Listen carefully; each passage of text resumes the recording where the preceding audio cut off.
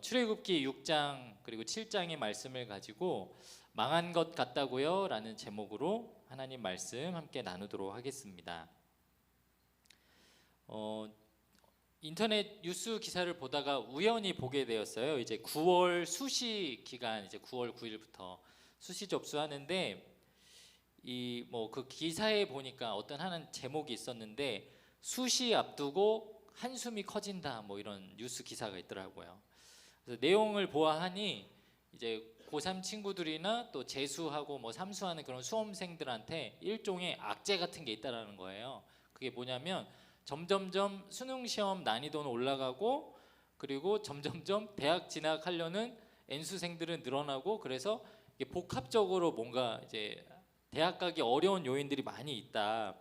그러면서 어떤 표를 보니까 그 그림을 보니까 이제 이분이 굉장히 그러니까 입시 전문가니까요. 입시 전문가니까 정확하게 데이터 근거를 가지고 막 설명을 하더라고요. 그러면서 그 기사를 보다가 맨 마지막에 어떤 글을 보고 제가 참 마음 한켠이 좀 답답했는데 이 사람이 현실적인 팁이라면서 이 입시 전문가가 이런 글을 남겼어요. 9월 수시에서는 아쉬움이 남지 않도록 지원하는 것 외에도 현실을 받아들일 필요성이 있다. 이 말이 딱 박히는데 제가 고3 때 그 여름방학 때 주님을 인격적으로 만나고 그 신학대를 가야겠다 결단을 하고 계약을 해서 담임 선생님하고 이제 만나서 대학 진학 상담을 할 때 저 신학대 갈 거예요 라고 했을 때 선생님이 저를 되게 한심하다는 듯이 쳐다봤던 그 장면이 팍 떠오르더라고요. 그러면서 이 사람이 어떤 글을 썼냐면 성공적인 수시 지원을 위해서는 꼭 쓰고 싶은 대학과 써야만 하는 대학을 정해서 접근해야 한다라고 이렇게 말을 했어요.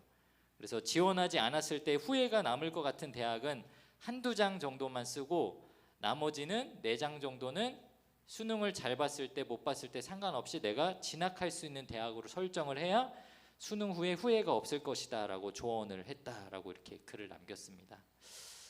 내가 쓰고 싶은 대학과 내가 써야만 하는 대학을 두고 원서를 써야 하는 이제 고3 친구들 얼굴 표정을 상상하니까 이게 계약을 했는데 전혀 학교 생활이 2학기는 참 즐겁지가 않겠다 이런 마음이 들었어요. 여러분 초등학교 때나 중학교 때 이렇게 생각해 보면 계약할 때가 막 설렜잖아요. 그렇죠? 이제 방학이 지나고 나면 계약을 하면 내 친구들 만나서 얘네들은 어떻게 여름방학을 지냈을까 서로 이야기 나누고 듣고 그래서 학교에 간다는 것 자체가 좀 설레이는 마음이 있었을 텐데 요즘 청소년들은 막 그렇지만은 않겠다. 특히 고등학생들 그리고 고3들은 이제 2학기가 다시 시작한다는 것이 와 학교 간다 설렌다 신난다 이런 마음보다는 이제 올 게 왔다라는 그런 불편한 마음들이 있지 않을까. 그래서 이 설교 제목처럼 이제 어느덧 정말 대학 입시의 중요한 문턱에 이 수시 원서를 하는 그 과정에 있어서는 내 한계치가 보이니까 흔히 말하면 이런 말을 하게 되는 거죠. 이번에는 망한 것 같아. 그러나 우리 삶이 그렇지 않은 이유가 있고요. 불행하지 않은 이유가 있고 망하지 않은 이유가 있다라고 성경은 누누이 계속해서 말씀합니다. 오늘 이 말씀을 보면 본문의 주인공이 모세라는 사람을 떠올려 보면 그가 굉장히 많은 일들을 경험했고 기적도 경험했고 결국은 지도자로서 사람들을 약속의 땅에 데려간 그 놀라운 일을 행한 과정도 있지만 우리는 사실 모세가 어떤 출신이었고 어떻게 준비되어 있는지 그 과정을 잊어버릴 때가 많이 있습니다. 아주 평범한 사람 그리고 가진 거 얻는 사람도 하나님이 들어서 사용하셨다는 사실을 잊어버릴 때가 있어요. 우리가 우리 자신을 보면 내가 망한 것 같고 나는 잘할 수 있는 게 없는 것 같지만 오늘 이 말씀을 통해서는 포기하지 않고 하나님을 신뢰하고 나아가는 모습을 통해 어려운 시기를 어떻게든 승리하는 모세의 모습을 볼 수가 있습니다. 오늘 이 말씀을 통해서 저와 여러분이 저를 가장 완전한 길로 완벽한 길로 인도하시는 그 하나님을 어떻게 신뢰할 수 있는지 이 말씀을 통해서 우리 다가오는 2학기를 우리가 어떻게 승리할 수 있는지 함께 나눌 수 있는 귀한 시간이 되길 축복합니다. 우리가 이번 승리하는 2학기를 보내기 위해서 어떻게 준비돼야 할까? 첫 번째로는 나의 약점에만 집중하지 말아야 됩니다. 한번 따라해 볼까요? 나의 약점에만 집중하지 말아야 합니다. 네, 오늘 말씀 6장 30절 말씀인데요. 이렇게 기록되어 있어요. 모세가 여호와 앞에서 아뢰되 나는 입이 둔한 자이오니 바로가 어찌 나의 말을 들으리이까. 하나님께서는 430년 동안 노예 생활을 했던 이스라엘 백성들을 출애굽하려는 계획을 세우고 모세를 통해서 그 일을 진행을 하십니다. 그런데 이 모세는 굉장히 많은 흑역사를 가지고 있는 사람이에요. 겁 많고 평범한 사람이었고, 그리고 하나님이 부르던 당시의 모세의 나이는 80살 할아버지였습니다. 이 늙은 할아버지가 하나님이 부르셨을 때 당당하게 나아가지 못했어요. 그 당시 장면을 보면 하나님, 나는 입이 둔한 자이오니 그 바로 앞에 간다 한들 그가 내 말을 들을까요? 나는 이렇게 늙은 할아버지인데요. 그래서 현대인의 성경에 보면 모세는 여호와께 나는 말을 잘 못하는데 바로가 어찌 내 말을 듣겠습니까? 라고 대답하였다라고 나와요. 하나님께 짜증 섞인 말투로 이거를 내가 어떻게 합니까? 라고 불평하고 거절했다라는 것을 알 수 있죠. 모세는 사실 그럴 만한 인생을 살았어요. 하나님 앞에 자신 있게 제가 가볼게요, 제가 구해볼게요 라고 말할 수 없는 온갖 고난과 어려움과 실패를 경험했던 사람입니다. 40년 동안은 왕궁에서 살았지만 애굽 출신이 아닌 그저 바구니에 담겨져 온 그냥 어느 순간 갑자기 입양된 자식이었고, 그리고 거기서 자기 히브리 민족을 죽이고 살인자의 신분, 도망자의 신분으로 40년 동안 미디안 땅에서 가축기르던 사람이었어요. 그리고 그 중에서 일꾼을 갔던 집 중에 딸이 많은 집 중에 한 명 딸과 결혼해가지고 그 일을 볼모로 그냥 처가살이하면서 살았던 사람입니다. 자기 집도 아니고 이제 장인어른 댁에, 장모님 댁에 처가살이를 하면서 자기 마음대로 살지도 못한 인생을 살았던 거예요. 목사님이 남의 집에 얹혀서 살았던 경험이 딱 6개월 있는데요. 대학교 3학년 때 이제 제대하고 나서 기숙사 신청을 못 해가지고 고모 집에서 한 학기 동안 산 적이 있어요. 근데 여러분, 남의 집에서 사니까 세 가지가 불편한데, 뭐가 불편하냐면 첫 번째는 고모가 열쇠를 줬거든요. 열쇠를 줘서 네가 낮에 들어오건 밤에 들어오건 네가 문 따고 들어와라. 근데 이게 제 집이 아니잖아요. 그러니까 밤에 들어와도 열쇠가 있는데 벨을 눌러요. 내 마음대로 문을 못 여는 거예요. 그리고 두 번째로 불편한 게 뭐냐면 화장실 문은 내 마음대로 막 못 열고 못 쓰겠어. 내 집에서는 뭐 화장실 누가 있는지 그냥 버럭 문 열고 막 쓰고, 막 샤워할 때 내 마음대로 막 노래 부르고 뭐 편하게 이렇게 할 수 있는데, 이게 화장실 쓰는 것도 조용히 써요. 사람 있는 듯 만 듯. 똥도 조용히 싸고. 굉장히 힘든 컨트롤인데 아무튼 그렇게 합니다. 그리고 마지막으로 제일 불편한 게 뭔지 알아요? 여러분, 이거 진짜 경험해 본 사람만 아는데 냉장고 문을 마음대로 못 열어요. 와, 이거 진짜 스트레스예요. 그러니까 밤에 자다가 일어나가지고 목이 말라가지고 물 한 모금 막는데도 괜히 그거 눈치가 보이는 거예요. 그래서 냉장고 열면은 아니나 다를까 딱 열었는데 내가 먹고 싶은 막 사이다 있고 막 있어. 그럼 내 집이면 여러분 어떻게 해요? 고민 없이 따서 먹잖아요. 엄마가 사놨나 보다, 누가 사왔나 보다. 근데 그게 고민이 되는 거예요. 물 한 모금 마시는 것도 아무리 고모 집이고 가족이지만 내 마음대로 하지 못하는 불편함이 있더라고요. 근데 40년 동안 처가살이를 했으면 이 사람 얼마나 불편하게 살았을까요? 자존감은 아마 바닥을 치고 자기 이 인생을 한탄하면서 후회스럽게 살았을지 모르겠어요. 그리고 애굽 사람이 들락날락 거리는 모습만 보면 혹시나 나를 잡으러 왔나 하는 두려움 속에, 연약함 속에 절망하고 살았을 것입니다. 그런데요, 오늘 하나님께서 걱정하지 말라고 하는 거예요. 너는 입이 둔한 것도 알고 네가 연약한 것도 알고 너는 남들이 보기에 너무 평범하고, 아니 평범하지도 못한 못난 인생을 사는 것을 알지만 내가 너를 지명했어. 내가 너를 사용할 거야 라고 하나님이 부르셨다라는 거죠. 세계에서 가장 행복한 나라 중에 하나, 그 세계에서 복지 수당이 가장 높은 나라 중에 하나가 있는데요. 유럽에 있는 덴마크라는 나라입니다. 이 전 세계에서 9위, 유럽 지역에서 3위, 이 GDP 이 유럽 지역에서 6위를 하는 나라인데, 이 나라는 국가 총 예산 3분의 1을 국민을 위한 복지 수당으로 쓴대요. 물론 세금을 많이 걷긴 하겠죠. 최고 소득세율이 무려 60%, 판매세율도 25%까지 됩니다. 이 나라는 한 차례 경제 위기를 겪긴 했지만 여전히 전 세계 여러 나라에서 고용 노동의 모델이 되는 나라인데, 쉽게 말하면 일자리는 덴마크처럼 만들어줘야 된다라는 말이 있을 정도로 이 나라는 그게 굉장히 유명한 나라예요. 덴마크는 그래서 자녀가 태어나면 유치원, 초등학교, 중학교, 고등학교, 심지어 대학교까지 모든 학자금을 정부가 다 대줘요. 그래서 1학년부터 9학년 때까지 우리나라 치면 고3 때까지 공부를 하고 나면 이제 9학년 됐을 때 부모님을 만나서 진로 상담을 하는데 가장 놀라운 것은 자녀의 선택을 무조건 100% 존중해주는 문화가 있다라는 거예요. 가령 예를 들면은 선생님이 이제 부르는 거예요. 야 누구누구야 너 이제 고3이니까 너 이제 졸업하는데 이제 9월 수시원서 접수 기간인데 너 진로 정했니? 네. 어떤 진로 할 거야? 아 제가 지난 여름에 저희 할아버지가 농장을 하셔가지고 갔는데 그 할아버지가 소 키우는 모습이 너무 아름다워 보이더라고요.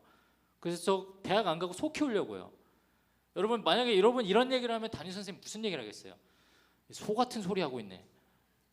당장 내일 부모님 모시고 와. 그래가지고 부모님 모시고 오면 이 자식이 소를 키운다 그랬습니다. 이놈의 자식이 말하면서 막 난리가 나겠죠. 근데 덴마크는 그러지 않아요. 부모님 내일 모시고 와라. 부모님 우리 사랑하는 아드님께서 시골에 갔는데 할아버지 키우는 소 키우는 모습 보고 로망을 얻어서 지금부터는 기술학교로 이전을 해서 소 젖 짜는 법, 소 먹이는 법, 소 똥 치우는 법, 소 애 낳는 법 이거 배운다고 합니다. 어머! 선생님 너무 행복한 일이네요. 우리 아이가 소를 키우는 비전이 생겼다니 감사합니다. 내일 당장 학교 이전시켜주세요. 이런 분위기가 있다라는 거예요. 또 다음날 다른 학생이 또 선생님과 상담을 합니다. 이번에 교환학생 가는 기현아 너 지금까지 열심히 공부했는데 너 또 되게 대학 정했니? 네 저는요 사실은 파리바게트 일하는 알바 아저씨가 너무 맛있어서 그 알바 오빠랑 잘해보려고 빵 기술 배워보려고요. 너무 로맨틱하다. 내일 당장 부모님 모시고 와. 부모님 아이가 사랑에 빠졌어요. 빵 기술을 배운다고 합니다. 너무너무 감사합니다 선생님. 그러면서 바로 제 빵 학교 가고. 여러분 제가 농담처럼 얘기했지만 이 OECD 홈페이지에 있는 데이터 자료에 의하면요 2020년 기준 덴마크 25세에서 64세 사이에 대학교에 간 사람의 비율이 몇 퍼센트냐면 35%에 불과합니다. 3명 중에 1명밖에 대학을 안 가요. 근데 취업률은 엄청나요. 25세에서 64세 사이의 취업률이 무려 75%예요. 4분의 3이 일을 하고 있어요. 전 세계에서 7위입니다. 그리고요 이 나이를 확장시켜서 70세까지 어르신을 확장하면요 전 인구의 취업률이 무려 90%예요. 쉽게 말하면 몸이 어디 아프고 도저히 일할 수 없는 인구의 10분의 1을 제외하고는 자기에게 맡겨진 일에 만족하며 산다라는 거죠. 여러분 이 10분의 1 제외한 10분의 9가 다 대기업 다니고 다 반도체 회사 다니고 여러분 가고 싶어하는 의대에 다니고 의사일까요? 아니에요. 이 말인즉슨 이 사람들은 평범한 일상에 내가 그냥 주어진 일상에 만족할 줄 알고 그것을 부끄러워하지 않고 살아갈 수 있다라는 거예요. 하나님이 여러분을 그렇게 지으셨어요. 여러분을 평범하게도 지으셨고 여러분을 유별나게도 지으셨죠. 유별난 사람은 유별난 인생을 사는 거고 평범한 사람은 평범한 인생을 살도록 하나님이 계획을 하셨는데 우리나라 문제는 뭐예요? 평범한 사람도 유별나게, 유별난 사람도 유별나게, 유별난 사람은 더 특별하게. 그래서 넌 스페셜한 존재가 돼야 돼라고 그게 맞다라고 가르치죠.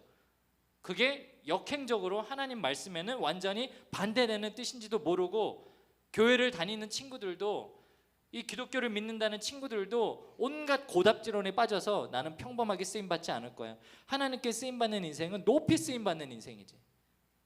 그게 잘못됐다라는 것입니다. 고린도전서 1장 27절에 보면요 이런 말씀이 있어요. 그러나 하나님께서 세상에 미련한 것들을 택하사 지혜 있는 자들을 부끄럽게 하려 하시고 그 다음 같이 한번 읽어봅시다. 시작. 세상에 약한 것들을 택하사 강한 것들을 부끄럽게 하려 하시며. 아멘. 여러분 하나님은 어떤 사람을 택한다고 나와요? 미련한 자를 택하고 약한 것들을 택한다라고 말씀하세요. 물론 이거는 반론적으로 하나님께서 그 강한 것들, 세상의 지혜라고 하는 것들을 무너뜨리기 위해서 상징적으로 표면적으로 말씀하시는 것이기도 하지만 더 넓은 의미에서는 하나님은 우리를 연약하지만 미련하지만 잘하는 거 없지만 우리도 들어서 사용하시겠다라는 거예요. 맞아요 여러분. 우리를 하나님께서 그렇게 부르셨습니다. 저도요 제 자신을 보면 한심하고 뭐 그냥 앞으로의 일이 예측이 안 돼서 두려울 때가 참 많이 있어요. 여러분 목회자만큼 내일이 두렵고 어려운 가운데 사는 사람이 있는 줄 아세요? 목회자들 매일같이 모이면 여러분 하나님 나라에 대한 걱정을 할까요? 자기 일에 대한 걱정을 할까요? 미안하지만 목회자들 모이면 10분의 9는 자기 일에 대한 고민을 합니다. 그것이 목회죠. 내가 지금 목회를 잘 하고 있는 것일까? 내 다음 목회는 어떤 지가 될 거, 어떤 목회 사역지가 될 것인가? 저도 이제 40이 넘어가니까 주변에서 물어봐요. 개척하실 거예요? 개척. 근데 저 솔직한 마음으로 10분의 9는 한 95%는 두려워서 못 하고 있는 거거든요. 두려워서. 그게 정말 제 양심의 솔직한 마음이고 5%는 사명이 있으면 가야지인데 95%가 너무 강하니까 두려워서 생각도 못 하고 있는 거거든요. 맞아요.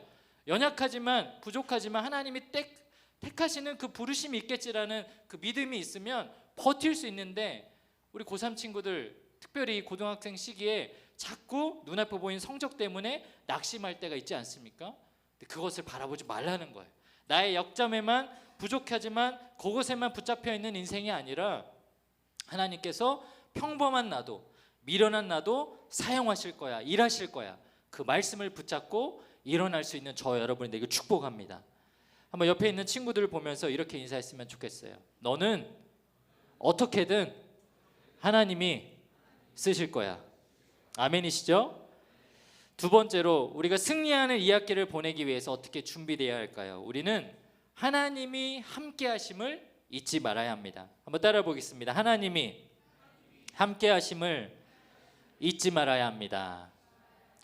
오늘 7장 1절 말씀에 그 두려워하는 하나님께, 그 모세 앞에 하나님께서 이런 말씀하십니다. 여호와께서 모세에게 이르시되 볼지어다 내가 너를 바로에게 신같이 되게 하였은즉 네 형 아론은 네 대언자가 되리니.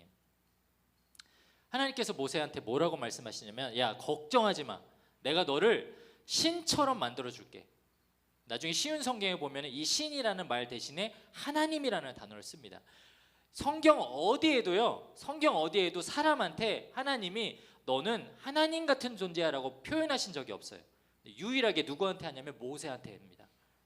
그 정도로 하나님이 이 모세라는 사람을 아끼기도 했고, 또 이 말씀을 보고 있는 저와 여러분이 하나님처럼 전지전능한 신이 된다는 의미가 아니라 세상 앞에 두려움 없는 승리자로 우리를 그렇게 만들어 주신다라고 선포하고 계신 거예요.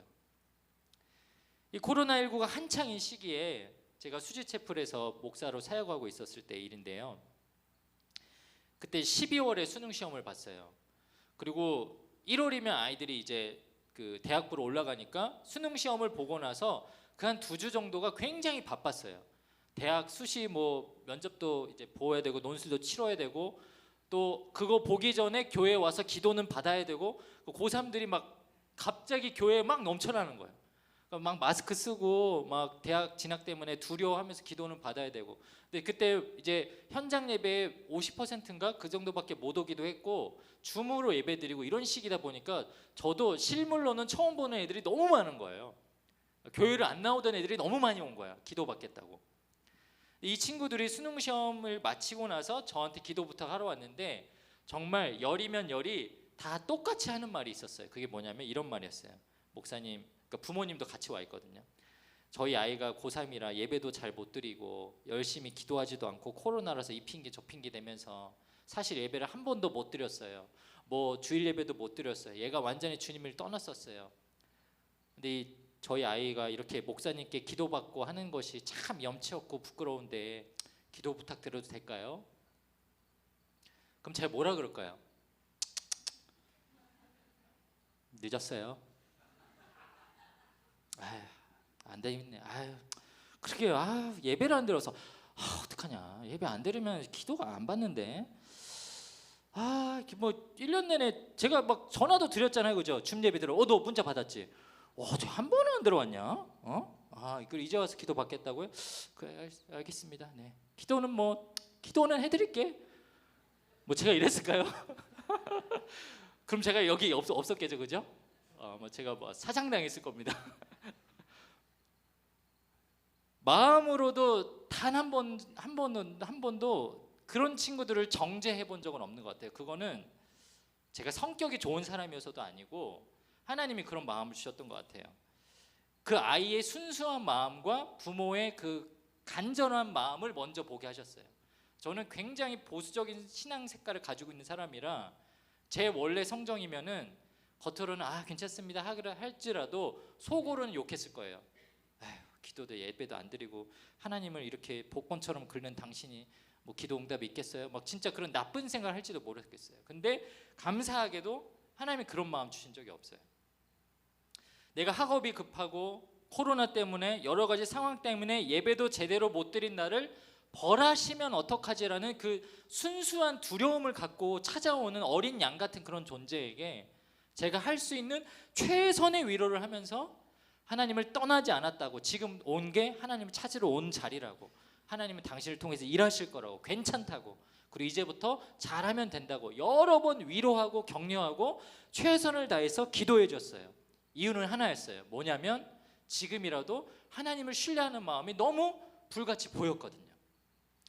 하나님과 모세가 처음 만났을 때 그래서 하나님은 불로 임하셨어요. 왜냐하면 각인을 시켜주기 위해서. 야, 하나님이란 존재는 그냥 음성어만 어디 있고 공기처럼 왔다가 사라지는 존재가 아니고 불처럼 활활 타오르는 사라지지 않는 존재야. 너 인생이 평생 각인될 수 있는 나의 모습을 보여줄게라고 해서 하나님은 그 떨기나무 작은 나무에 꺼지지 않는 불꽃으로 임하신 거예요. 그리고 그때 동일하게 말씀하셨어요. 내가 너와 평생 동안 함께 있겠노라고. 근데 시간이 얼마 지나지 않았는데, 고작 해봐야 한두 달 지났는데 지금 바로 앞에서 모세는 벌벌 떨고서 나는 입이 둔해서 말을 할 수 없습니다라고 갑자기 거절하고 있거든요. 왜 그랬을까? 왜 그랬을까? 이유는 두 가지입니다. 저와 여러분은 공통된 이유인데, 첫 번째는 뭐냐면 하나님은 하나님인 거 알고 있는데 지금 내 눈앞에 세상의 힘이 너무 강하기 때문이죠. 여기 본문에 보면 참 재미있는 말씀이 나옵니다. 출애굽기 7장 3절 4절에 보면 내가 바로의 마음을 완악하게 하고 내 표징과 내 이적을 애굽 땅에서 많이 행할 것이나 바로가 너희의 말을 듣지 아니할 터인즉, 이렇게 나오죠. 여러분, 여기 중요한 주어가 있어요. 바로의 마음을 완악하게 하시는 분이 누구세요? 하나님이에요. 그러면 하나님은 좀 성격에 문제가 있으신가? 아니, 가서 말해서 이스라엘 백성들 데려오라 해놓고 가봐, 근데 쉽게 주지 않을 거야. 하나님 무슨 그런, 제가 이제 표현을 마음대로 못하겠습니다. 무슨 말 할지 제가 아시죠? 예, 그런 분이 아니세요. 성경을 잘 읽어보면 알겠지만 완악하게 하신 이유는 무엇이에요? 완악하게 하는 동안 10가지 재앙을 통해서 애굽에서 숭배했던 모든 이방신, 그 10가지 신이 다 무능하고 의미 없고 우상이었고, 이 전지전능한 히브리 그 신이 가장 위대하다는 것을 증명하기 위해서 완악하게 하신 거예요. 바로가 한 번에 보내줬으면 그 10가지 재앙을 보지도 못했고 그들이 마음속에 끝끝내 애굽 사람들이 하나님이 신인 것을 인정하지 못하게 하니까. 맞아요. 지금 모세는 40년이 지났지만 애굽 땅에 거하면서 하나님 앞에서 이 모든 애굽의 문명의 발상들을 보면서 이 나라는 보통 나라가 아닌데 내가 어떻게 여기 가서 내 말 한마디로 이스라엘 백성을 끌어오지라는 두려움이 있었던 거예요. 근데 좀 더 근원적인 이유가 있어요. 그게 뭐냐면 두 번째 이유인데, 하나님이 함께 하시겠다는 말씀을 잊어버린 거예요. 놀랍게도 하나님은 처음 모세를 만났을 때부터 오늘 바로왕 앞에 두 번째 찾아갈 때까지 수억 번, 이 세네 번이나 여러 번이나 하나님이 너와 함께 할 수 있다라고 모세한테 말씀합니다. 출애굽기 3장 12절, 하나님이 이르시되 내가 반드시 너와 함께 있으리라.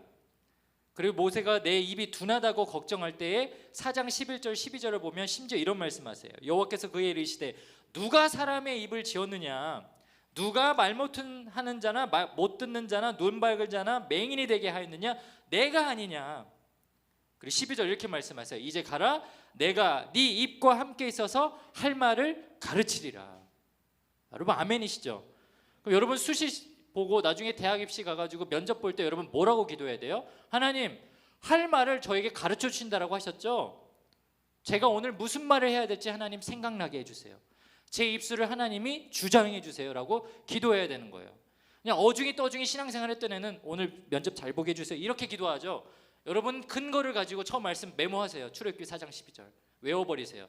내 입과 함께 있다라고 하셨는데, 하나님 내 입술에 함께 해주셔서 제가 오늘 면접관들의 마음을 사로잡을 말씀을 제가 아닌 하나님이 해주세요, 요구할 수 있는 거예요.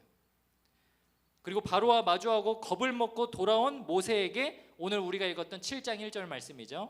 7장 1절 말씀 이렇게 말씀합니다. 나는 너를 파라오 앞에서 마치 하나님과 같게 될 것이다. 하나님과 같게. 이 세상 어느 누구에도 해본 적 없는 말씀을 모세에게 해주십니다.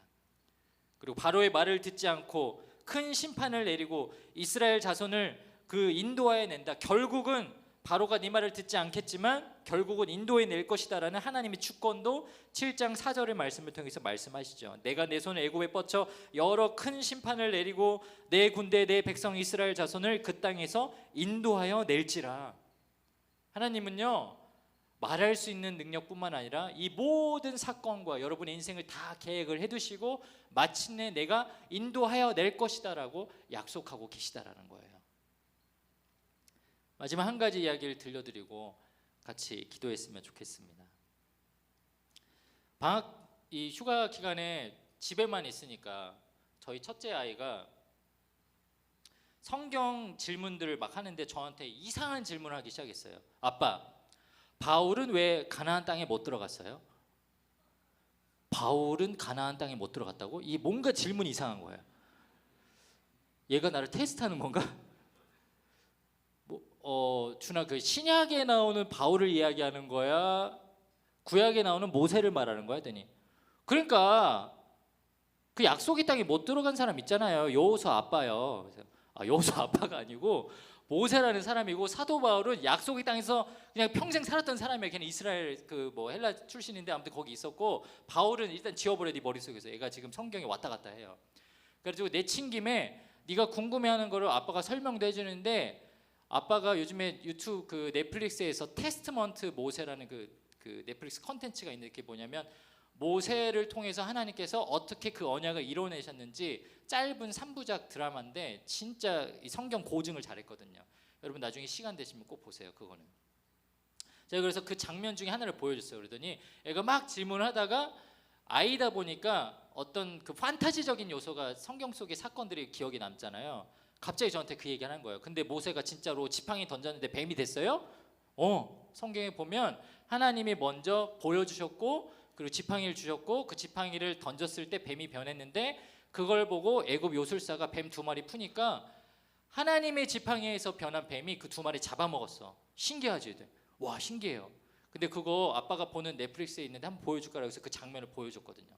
애가 막 기억을 하더라고요. 그러면서 저한테 갑자기 질문하는 거예요. 근데 왜 뱀이에요? 라고 물어보는 거예요. 왜 뱀? 여러분 성경에 보면 희한하게도 뱀이라는 동물이 계속 반복적으로 나오죠. 첫 번째 뱀은 어떤 상징이에요? 저주의 상징이에요. 인간을 죄를 짓게 하고 하나님으로부터 멀어지게 하고 선악과를 먹게 한 죄. 그래서 첫 번째 뱀은 하나님 앞에서 완전히 우리가 분리되게 했었던 나쁜 상징이죠.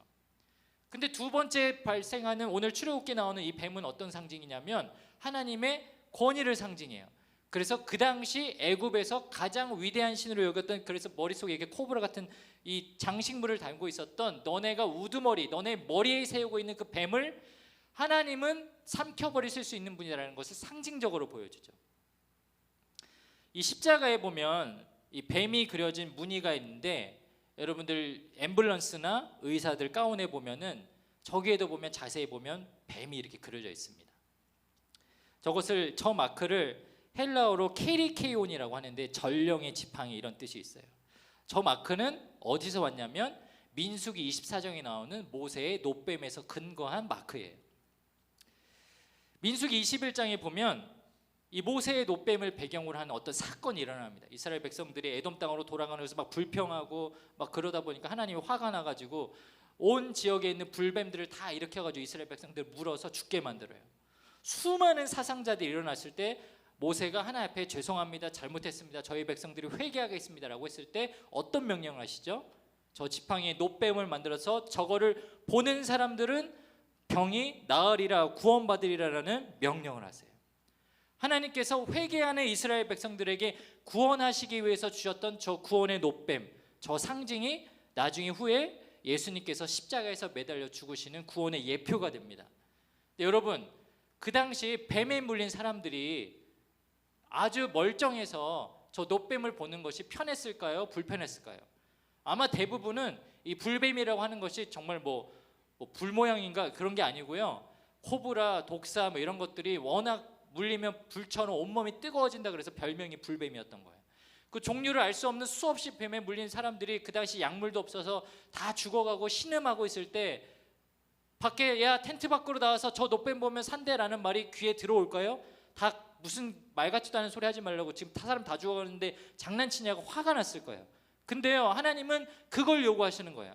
말 같지도 않은 상황 같지만 이거 가지고 무슨 내 인생이 변하겠어라고 우리는 의심하지만 봐야지만이 구원받는다라는 거예요. 하나님을 의지해야지만이 우리 상황이 좋아진다라는 거예요. 내가 지금 대학 가는 것과 내가 고등학생 이 학교 생활하는 것이 내가 교회에 와서 예배드리는 것과 무슨 상관이 있어라고 우리는 거리를 두고 재고 있지만 하나님은 우리를 동일하게 이 구약시대와 똑같은 관점으로 신앙생활을 훈련시키시는 거예요. 그래도 이 예전에 뱀에 물려서 죽어가는 사람들이 몸을 질질 끌고 나와서 노뱀을 봐야지만 구원받았던 것처럼 너네는 하나님을 의지하고 하나님만 바라봐야지만 니네 인생이 승리할 수 있어라고 가르쳐 주고 계신 것입니다. 사랑하는 여러분, 여러분의 이 학기 삶이 그렇게 변화될 수 있기를 주님의 이름으로 축복합니다. 때로는 이 예배의 자리에 나오는 것이 바보 같아 보이고 손해보는 것 같고 고3인 시기에 하나님을 바라보고 악착같이 예배하는 것이 나에게는 무언가를 요구하는 것이 나에게는 손해인 것 같지만 이스라엘 백성들이 저 노뱀을 바라봤을 때에야 구원받은 것처럼 우리 삶 속에 유일하신 하나님을 바라보고 인정하는 믿음으로 이 학기를 승리하고 구원받을 수 있는 저와 여러분 모두가 되시기를 주님 이름으로 축복합니다. 우리 함께 기도하겠습니다. 우리 시간 들은 말씀 기억하면서 함께 기도했으면 좋겠는데요. 하나님은 전능하신 분이십니다. 여러분 믿으십니까? 하나님 우리 삶을 인도하시는 분이세요. 그리고 하나님은 무엇보다 우리를 구원하시는 분이십니다.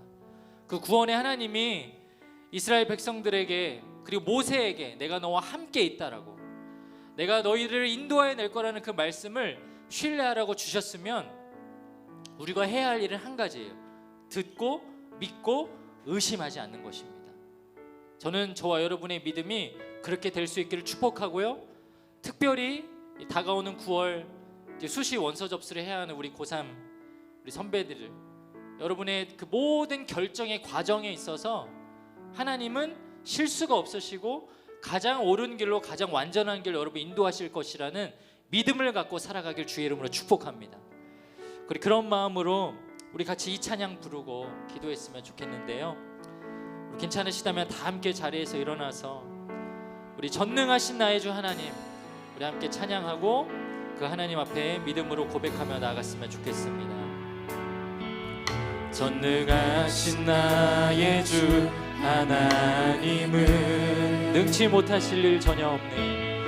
능치 못하실 일 전혀 없네. 우리의 모든 간구도 우리의 모든 간구도 우리의 모든 생각도 우리의 모든 꿈과 모든 소망 신실하신 나의 주 하나님은 신실하신 나의 주 하나님은 우리의 모든 괴로움 바꿀 수 있네. 우리의 모든 괴로움 바꿀 수 있네. 불가능한 일 행하시고 불가능한 일 행하시고 죽은 자를 일으키시고 그를 이길 자 아무도 없네. 주의 말씀 의지하여 주의 말씀 의지하여 깊은 곳에 금을 던져 오늘 그가 놀라운 일을 이루시는 것 보라. 주의 말씀 의지하여 믿음으로 금을 던져 믿는 자에게 능치 못한 주의 말씀 의지하여 주의 말씀 의지하여 깊은 곳에 금을 던져 오늘 그가 놀라운 일을 이루시는 것 보라. 주의 말씀을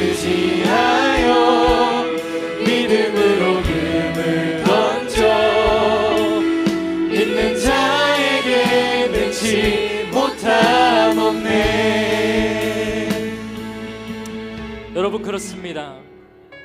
우리가 살아갈 때 우리의 상식대로 그물을 던져야 할 때가 있죠. 더 멀리 나가야 되고 더 고기가 많은 데로 가야 하고 이곳에 그물을 던져야 하는 우리의 상식이 있는데요, 하나님은 반대로 말씀하실 때가 있어요. 여기가 아니라고, 저쪽에 그물을 던져보라고, 더 깊은 곳에 가라고, 괜찮다고. 하나님은 우리에게 예비하신 길이 있으니 우리에게 더 확신을 가지고 안내하시는 것이죠. 그럼 우리는 뭘 해야 할까요? 믿는 겁니다. 하나님, 제 생각과 다르지만 하나님의 선택을 존중합니다. 하나님의 말씀을 신뢰합니다. 저는 연약하고 미련하지만 저를 가장 완전하게 사용하실 하나님의 계획을 신뢰합니다. 아멘. 그 태도가 있어야 하지 않을까요? 우리 시간 기도할 때, 하나님, 제가 하나님 말씀을 신뢰하고 온전하신 하나님 바라볼 수 있는 그 믿음을 저에게도 허락하여 주시옵소서. 이번 2학기 그 믿음 가지고 승리하는 저와 저의 학교생활, 저의 고3 시기가 될 수 있도록 인도하여 주시옵소서. 우리 시간 주의 이름 한번 크게 부르짖고 기도하겠습니다. 주여! 오 하나님, 그렇습니다. 하나님, 내 삶을 바라보니 여전히 내 삶 가운데 부족한 부분들이 있습니다. 내가 바라보는 시선에는 하나님이 보이지 않고 나를 바라보고 있는 여러 가지 점들이 있을 때가 있습니다. 하나님, 그 모든 어려움 앞에서 주님, 내가 좌절하지 않을 수 있도록 그 마음 붙잡아 주시옵소서. 하나님이 나를 통해서 말씀하시고 일하실 것이 무엇인지 주님 앞에 깨달을 수 있는 저희들이 되게 하여 주시옵소서. 아버지께서 우리를 부르신 이유도, 나를 붙잡으신 이유도 하나님께서 다른 것이 아니라 하나님 바라보는 것임을 고백하게 해주시옵소서. 주여, 주님 앞에서 순전하게 주를 바라보고 나아갈 때 아버지께서 깨닫게 신도로 우리라고 말씀하여 주셔서 내 입술을 주장하시는 하나님, 나의 삶에 가장 놀라운 일을 행하시는 하나님, 그분을 볼 수 있도록 인도하여 주시옵소서. 주의 말씀을 의지하여 깊은 곳에 금을 던져 오늘 그가 놀라운 일을 이루시는 것 보라. 주의 말씀을 의지하여 믿음으로 금을 던져 믿는 자에게 능치 못한. 마지막으로 주의 말씀 의지하여, 주의 말씀 의지하여 깊은 곳에 금을 던져 오늘 그가 놀라운 일을 이루시는 것 보라. 주의 말씀 의지하여 믿음으로 금을 던져 믿는 자에게 능치 못하건대. 살아계신 하나님, 전능하신 하나님, 우리의 인도자 되신 하나님, 나의 구원자 되신 하나님을 찬양합니다. 하나님만이 누구보다 나를 잘 아시고 누구보다 우리 삶을 계획하시고 인도해 가시는 분이심을 고백하고 선포합니다. 하나님, 이 저희들 고등학생 시기에 참 중요하고 많은 선택을 해야 하는 이 기로 속에서 하나님, 때로는 내가 가지고 있는 한계 때문에, 내가 가지고 있는 약점 때문에 좌절할 때가 있습니다. 낙심할 때가 있습니다. 그러나 그보다 더 크게 나를 세워주시고 일하실 하나님, 비록 평범할 수 있고 연약할 수 있다고는 하지만 그게 최선이면 하나님 그 길을 따를 수 있는 믿음, 그 믿음도 저에게 허락하여 주시고, 무엇보다 하나님, 내 눈앞에 여러 가지 어려움들과 문제들로 내가 둘러쌈과 우겨쌈을 당하고 있는 그 상황 속에서도 노뱀을 바라봐야지만 그 모든 독에서 해독되고 구원받을 수 있었던 광야 백성들처럼 살아계신 하나님을 바라볼 수 있는 믿음을 우리 가운데 허락해 주셔서 우리 고등학생 시기뿐만 아니라 평생의 삶 가운데 하나님을 신뢰하고 나아갈 수 있는 저희들이 될 수 있도록 인도하여 주시옵소서. 특별히 이번 주 시작한 2학기 우리들의 삶을 주님 앞에 올려드리며, 특별히 우리 아이들의 2학기를 주님 앞에 중보하며 축복하며 나아갑니다. 하나님, 새롭게 시작한 2학기에 우리가 가야 할 길들, 해야 할 일들, 우리가 선택한 길들, 최선의 것들로 주님께서 인도하여 주시고, 특별히 9월 수시 원서 접수를 앞두고 고민과 또 결정을 해야 하는 우리 고3 친구들에게는 하나님께서 지혜를 주시고 말씀해 주셔서 이 모든 입시의 과정들 가운데 내 뜻이 아닌 하나님의 뜻과 하나님 말씀에 순종하였노라는 놀라운 고백들이 나올 수 있도록 인도하여 주시옵소서. 우리 모든 삶의 주관자 되신 하나님을 경험할 수 있도록, 그리고 그 끝에 하나님 앞에 감사와 찬양을 올려드릴 수 있는 저희들이 될 수 있도록 인도하여 주시옵소서. 이제는 우리 주 예수 그리스도의 은혜와 하나님 아버지의 극진하신 사랑하심과 성령 하나님의 역사하심, 교통하심이 오늘 출애굽기 말씀을 통하여 우둔한 자, 미련한 자, 연약한 자도 하나님 바라보며 살아갈 때에 우리를 사용하신다라는 놀라운 믿음의 확신을 가지고 살아가기로 결단하는 우리 고등마을 모든 친구들 머리 위에, 또 그들과 함께 하시는 목자님들 가정과 삶과 모든 환경 위에 이제로부터 영원까지 함께 하시기를 간절히 축원하옵나이다. 아멘.